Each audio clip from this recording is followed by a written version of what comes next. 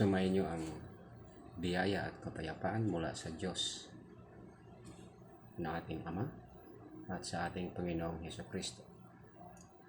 Sa mga sandaling ito, ating tutunghayan ang paksa na The Operian Heritage, OHC, is crucifying anew our Lord God, Jesus Christ.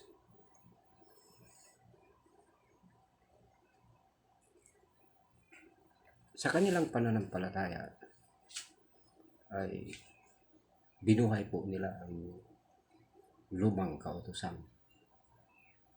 At ang nakakakilabot dito, ang kanilang mga ngaral ay kiniklaim sa kanyang sarili na siya yung messenger, siya yung Holy Spirit. Ang kanilang batayan ay sabi ng kanilang pangaral ay Matthew 5:17. Sabi, di umano, oo nga, totoo, sinabi ng Panginoong Hesukristo na I have not come to destroy the law or the prophets, but to fulfill them. Akala ko ba dalubhasa sila sa Biblia? Sabi ng kasulatan, sabi ng New Testament, the law and the prophets were until John. And since then, the kingdom of heaven or the kingdom of God is preached and everyone is praising to it. Kung itutuloy natin itong Matthew 5, nang dinubong na ang Panginoong Hesukristo sa kanyang pangangaral sa Matthew 5 verse 1, multitudes ang kaharap ni Kristo. Ibig sabihin, nation Israel or the religion of Judaism. Sabi sa verse 20, unless, sabi ni Panginoong Hesukristo, your righteousness exceed the righteousness of the Pharisees and the scribes, you shall not enter into the kingdom of heaven. Ngayon, tanong, yung pangkaraniwang tao, kaya ba nilang higitan ang pagiging banal, matuwid ng mga mangangaral ng Biblia? Kaya sabi ni Kristo, until and unless, kung sa kasalukuyang pananalita, you exceeded the righteousness of the scribes and Pharisees, you can in no wise enter into the kingdom of heaven.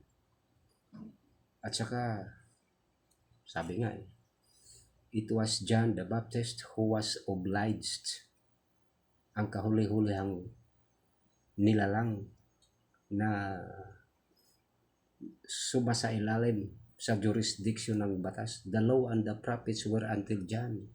Kaya nang mag-umpisang mangaral si Kristo, bagaman sinabi niya, I have not come to destroy the law or the prophets, bagaman ayon sa interpretasyon ng mga scribes, ng mga Pharisees, nilabag niya ang batas ni Moses by doing a work in the Sabbath which is punishable by death.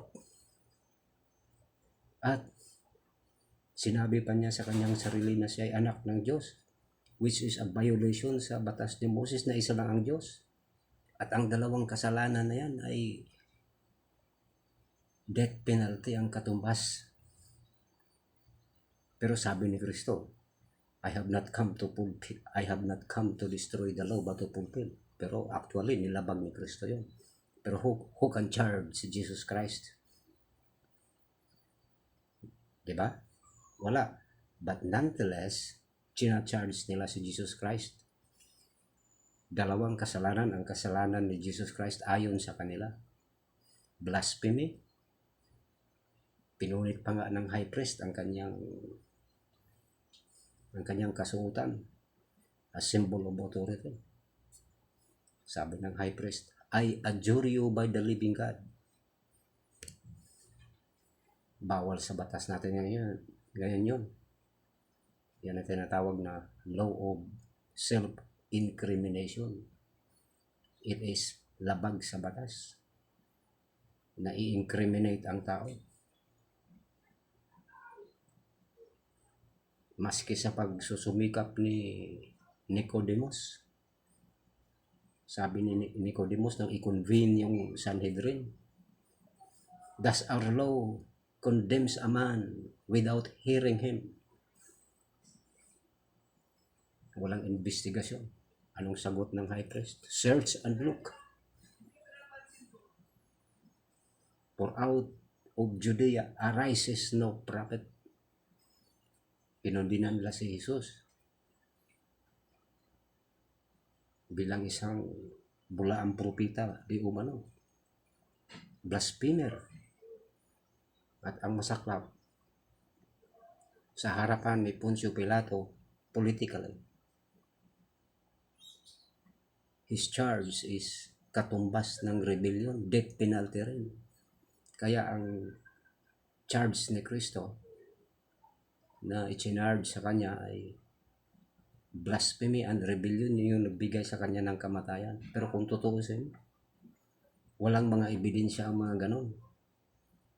Bakit? Nagsabihin ni Kristo ang nang i-bound under oath siya o ini-incriminate siya ni Pilato, "I adjure you by the living God, tell us if you are the Christ, the Son of the living God." Ang sagot ni Kristo is, "Thou sayest." So ibig sabihin, hindi galing ni Kristo ang claim na ako'y anak ng Diyos. Wala naman talagang direct claim si Jesus Christ. Dahil alam niya ang kautusan. Pinifeed sa kanya yung incriminating na tanong. At doon, guilty si Jesus Christ. At nang dalhin nila ito sa political authority kay Pilate, wala ring ebidensya. "Are you a king then?" Sagot ni Kristo, "If my kingdom were of this world, then my servant would fight for me." Sabi niya. So walang ebidensya. A mere allegation. At the mouth of 2 or 3 witnesses shall the matter be established. Walang corroborative witness or statement. Kaya hugas kamay si Pilato, "I found no fault in this man." Pero tinatrap ng mga Pharisees, mga scribes si Pilato, "If you release this man, you are not a friend of Caesar. Anyone who claims himself to be a king is not a friend of Caesar." Doon, rebellion, natatakot si Pilato, hugas kamay siya. Kukonsintihin ni Pilato, pagpapalayain niya si Kristo. So, to make the story short, sabi ni Kristo, "Father, into thy hands I commend my spirit." Ano ang legal term dapat doon? "Father, into thy hands I submit myself." Ipinaubaya niya ang kanyang sarili. Guilty ko ayon sa kanilang kautusan, which is hindi naman fair, hindi naman just. Dahil yung sinabing blasphemy ay hindi naman galing sa kanya. Self-incrimination yon. Tapos yung kay Pilato, "Are you a king then?" Dinagdag pa ni Pilato, "Don't you not know that I have power to release you and I have power to crucify you?" Sagot ni Kristo, "You could not have power at all against me kung hindi yan ipinagkaloob sa inyo ng taas ng Ama." Kaya ang nagdala sa akin sa iyong harapan has the greater sin. Doon si Pilato na baliktad ang pangyayari. Siya ngayon ang nagkakamali. You could not have power against me unless it is given you from above. It is given you from the Father. So sa mga katuwid, by false accusation, walang ebidensya, hindi dapat na ipako si Kristo legally. Kasi una, self-incriminatory ang statement ni Kristo, bawal yon sa kasalukuyan. Miranda law, a law against self-incrimination. At pangalawa yung kay Pilato, Amir claimed of saying I am a king is not admissible as evidence sapagkat wala namang ebidensya, wala naman siyang mga sundalo. Kaya sabi niya, my kingdom is not of this world. Dahil kung nandito ang aking kaharian, ipaglaban ako ng aking mga sundalo. Wala namang nakipaglaban kay Kristo. So sabi dalawang asunto acquitted. Kaya sabi niya, Father, into your hands I submit myself. Ipinabaya ko. Then after 3 days, justified si Kristo. Anong impact nun? Wala na tayo sa batas. Kaya yung mga pananampalataya ngayon na nagsasabing, sinabi ni Kristo, I have not come to destroy the law or the prophets but to fulfill them. Si Juan the Baptist ang kahuli-hulihang obligadong sumunod niyon. Kaya nga, si Juan Bautista, hiniwalay siya sa separated siya. Hiniwalay siya dahil siya ang kahuli-hulihang tutupad. At nang pinatay nila si Juan Bautista, pinugutan yun, tapos na. Kaya nang mamatay si John the Baptist, sabi ni Kristo, until and unless, sabi niya sa multitude, you exceed the righteousness of the scribes and Pharisees, you shall in no wise enter the kingdom of heaven. Paano ngayon yan? So, bagong batas. Anong sabi dito ni Kristo? Minamagnify in some gospel writers, Matthew, Mark, Luke, John, o sa prophets. We do not abolish the law, but we magnify the law. Kaya sa verses 21 to 22, it deals with the heart. Nasusulat, sinasabi niyong kasulatan na thou shall not kill. But sabi ni Kristo, whoever is angry with his brother without a cause is guilty na. At sino mang titingin sa babae na may pagnanasa ay guilty na. So ganyan ngayon ganyan ang batas ngayon. Nang dumating si Kristo, mula nang mamatay si John the Baptist. At ang aklat ng Hebrews ay malinaw yung aklat ng Hebrews. Ngayon tanong ko sa mga taga-OHC, sinong sumulat ngayon ng Hebrews? Dahil claim ninyo sa inyong sarili, kayo yung messenger, kayo yung entitled na mangaral. Sinong sumulat ng Hebrews? Ang sumulat ng Hebrews, si Pedro. Dahil sabi ni Pablo, ang gospel, si Pedro ay apostol si Pablo ay apostol ng mga Hintil, whereas si Pedro ay was sent to the Hebrews. Kaya malinaw sa book of Hebrews na sabi, ino-obsolete na ang Old Testament. Sabi sa Hebrews, basahin nyo yan. Isinulat yung book of Hebrews. Dati-rate yun yung mga Israelites, mga Hebrews na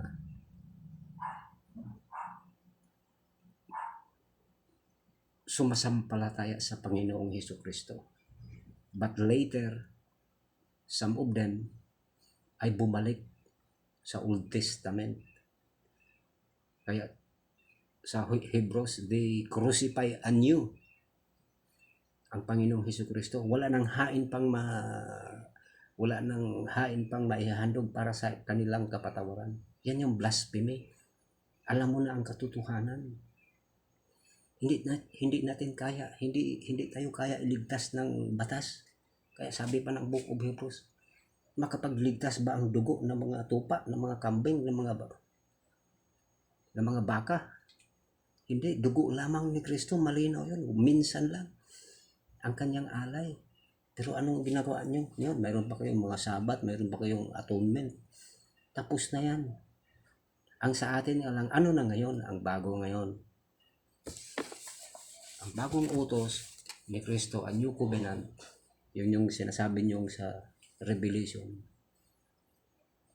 Yung covenant na tinutukoy yan, yung new covenant, anong klaseng covenant yun? Sa Hebrews, this is the new covenant that I will make. Sa aklat ng Hebrews, I will write my laws in their hearts and in their minds, and they shall be my people, and I will be their God. Balik-balikan nyo ang Hebrews. Yun yung New Testament. Ngayon, paano natin yan maisasagawa yun? Wala na sa Old Testament yung 2 tablets. Kaya sabi nga sa sulat ng mga apostol, don't you not know that you are the temple of the Holy Spirit? Tayo na ang templo ng Holy Spirit. Yung church, hindi covenant. Isinulat ng Diyos sa pamamagitan ng banal na Espiritu Santo ang kanyang batas sa ating puso at saka sa isipan. I will write them in their hearts and in their minds. Kaya wala nang tuli. Circumcision of the heart ang kailangan. Malinis na puso. Yan, paano natin ito maisasagawa? Una, dahil wala nang batas. Ang batas na ipinalit ngayon ay submission to authorities. Magpapasakop ka sa bansa, sa batas ng bansa. Romans 13, 1-5. Yun yung sinasabi na render to Caesar the things that are Caesar and to God the things that are God's. Dalawa na lang pinag-isa niya. Render to Caesar, magpasakop ka sa bansa, nandun kung saan ka nabilong. Kaya nga ang gospel ng Panginoong Hesukristo ay the law and the prophets were until John. Since then, the kingdom of heaven is preached. Saan? Preached. Una sa Jerusalem, Judea, Samaria, din papunta buong mundo. Wala na, hindi na Hebrew. Wala na yun. Kung sa salita yun, unconstitutional ang inyong pangangaral. That's the blasphemy of the Holy Spirit. Bumalik kayo, walang kwenta sa inyo ang dugo ni Kristo. May atonement pa kayo. Kawawa yung maniwala sa inyo. At hindi lang kayo. Pati na yung mga sabadista, yung mga nag-o-observe ng Sabat. At pati na rin yung mga Trinitarian. Dahil kung tutuusin, yung Trinitarian, maka-Hudyo doon yun, maka-pananampalataya ni Moses. One God in three divine person. Hindi nga one God eh. United God nga. The Father and Jesus Christ. United God. Hindi one. Hindi Trinitarian. Kasi kung tutuusin, pag-aralan mo, Trinitarian, one God pa rin siya. Ino-obsolete na yun. Yung monotheistic belief in one God, hindi totoo sa panahon ngayon. Believe to the Father and Jesus Christ. So yun yung paano ngayon yung batas ngayon ng Panginoon. Una, magpasakop ka sa batas. Pangalawa, yung relationship sa kapwa, Matthew 25. Sa Matthew 25 o yung the Beatitudes. Blessed are the poor in spirit. Ano yun? Yung empty na tao na walang kaalam-alam. Hindi polluted na tao. Walang alam sa Biblia, walang alam sa anong aral. For theirs is the kingdom of heaven. Yun yung mga walang kamuhang-muhang. Kaya kung makikita natin yung tawagin ni Kristo yung mga apostolos Ang term na ginagamit pag ginugugol mo ito, commonest of the common. Kung sa salita ngayon, poorest of the poor, ito yung mga klaseng taong pinagtatawag ni Kristo. To shame the wise. Tinawag na yung mga mangmang. 1 Corinthians 1:27. Tapos kayo dyan, ang lakas loob niyong mag-claim na kayo yung entitled mangaral. Katumbas naman ang blaspheming pangangaral. Binuhay niyo ang batas na walang kabuluhan. So una, submission to authorities. Magpasakop ka sa batas sa bansa kung saan ka. Kaya ang gospel ay buong mundo. Sinimulang ipangaral sa Jerusalem, papuntang buong mundo. Relationship sa kapwa, at saka relationship among brethren. Love one another as I have loved you. Pero ang first and foremost talaga, relationship to God. Ginawang simple po ni Kristo ang eternal life. Ano ang eternal life? Sa John 17:3. And this is eternal life. Dinidefine niya ang eternal life. That they may know you, Father, the only true God, and Jesus Christ whom you have sent. So dalawang Diyos, yun yung equals eternal life yun. Makilala natin ang Ama na Diyos at si Hesus Kristo na kanyang sinugo. Katulad ng Pharaoh of Egypt, tandaan natin, only in the throne will I be greater than thou. But outside the throne, sa labas ng palasyo, si Joseph the Dreamer ang pinakadakila, siya ang prime minister. Kasi ang Diyos, the dual God, ay walang rivalry sa kanya. Yung Ama natin ay nakaupo lang yun sa langit, sa kanyang trono. Kung wala sa kanyang trono, sa kanyang dwelling in the lights, where no man can approach unto, nor anyone has seen nor can see. Tapos kung may pagpupulong, pagsambahan, ayon sa ipinapahayag ng Revelation, ay doon. Yung kanyang trono, invisible God, at si Kristo sa kanyang kanan, at sinamba siya ng lahat. Walang rivalry. Dual God. United God. Hindi isa, hindi Trinitarian, o 1 in 3, 3 in 1. Ano, kape? So, to make our topic short, huwag nating ipako si Kristo minsan pa at pawalang bisa ang bisa ng kanyang pagkamatay. Basahin natin ang kabuuan ng Hebrews. Minsan lang siyang inialay at sapat na yon. Ang pamumuhay ngayon ay, are you a law-abiding citizen? At yung relationship mo sa kapwa. Ako'y nagugutom, inyo akong pinakain. Paano mo i-deal ang iyong kapwa? At higit sa lahat, kilala ba natin ang ating Panginoon? The Father and Jesus Christ. Ngayon, ang mga bagay-bagay na ito ay maituturo lamang sa church na kung saan sinasabi ng Ama through Jesus Christ, I will build. Ngayon, kung itong mga aral na ito na sinasabi ko ay hindi ang aral ninyo, tulad ng advocate kayo ng Old Testament, obsolete na yan eh. Hebrews 8:13, kabuuang Hebrews. Excuse. So, tandaan natin, render to Caesar the things that are Caesar, render to God the things that are God. Ito yung batas natin. Submission to authorities sa pamahalaan at submission to God. Ano yun? Generally, nakilala natin ang united God, the Father and Jesus Christ. John 17:3.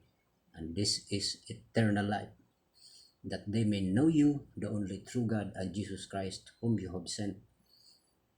Walang dagdag, walang bawas. Hindi yung si Kristo ay ginawa lang daw niyang Diyos, isa pa rin ang Diyos. Dalawa nga sila eh. Proverbs 8, John 1, sa Genesis. Ang Diyos, malinaw, let there be light, let there be light. Whereas si Jesus Christ nang siya namang salita, ginawa ng Ama ang lahat. Ideya ng Ama ang lahat. Pati mga anghel, ang Ama, ideya ng Ama. But insofar as mankind is concerned, ideya na ni Kristo yun. Let us make man in our image. Kaya mga tao, ginawa ayon sa image ni Jesus Christ. At si Jesus Christ naman ay may the same bringing up sa Ama. So duality. So united God, not dual God. Not one God, not Trinitarian God. Hanggang sa muli, pagpalain tayo ng ating Panginoon na Abba Father at ng ating Lord God, Jesus Christ. God bless.